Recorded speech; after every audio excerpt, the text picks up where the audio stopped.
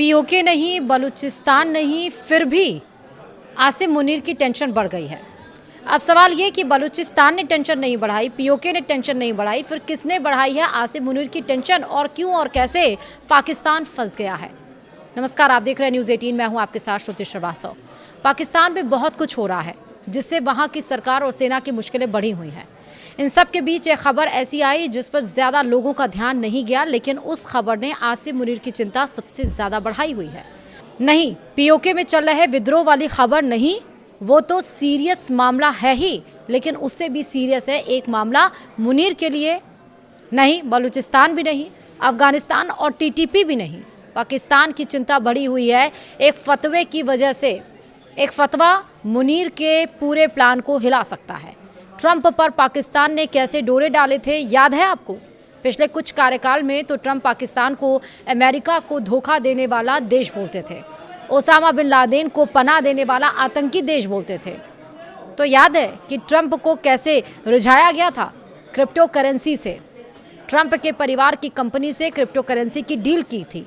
Crypto currency यानी कि computer में बना हुआ पैसा जिसका लेन देन ही सीधा ऑनलाइन होता है। कोई डॉलर एक देश से दूसरे देश में बैंक में नहीं जाते, बस बिटकॉइन ट्रांसफ़र हो जाते हैं।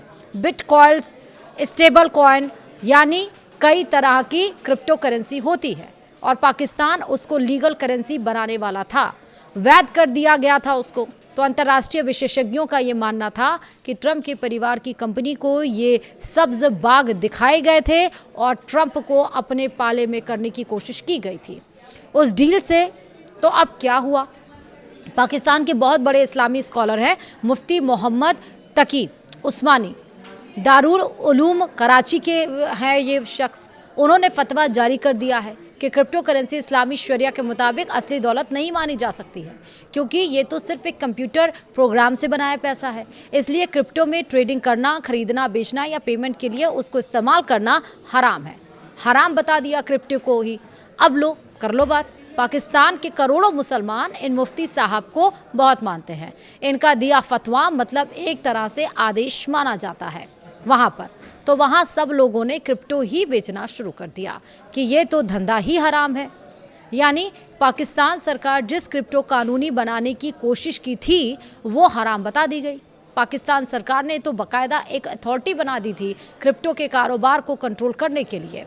अब Pawara Pakistan virtual assets regulatory authority, crypto एक्सचेंजों को लाइसेंस दे दिए गए थे क्रॉस बॉर्डर पेमेंट के लिए, यानी कि दूसरे देशों में कोई भी पेमेंट करने के लिए स्टेबल कॉइन इस्तेमाल करने की प्लानिंग चल रही थी।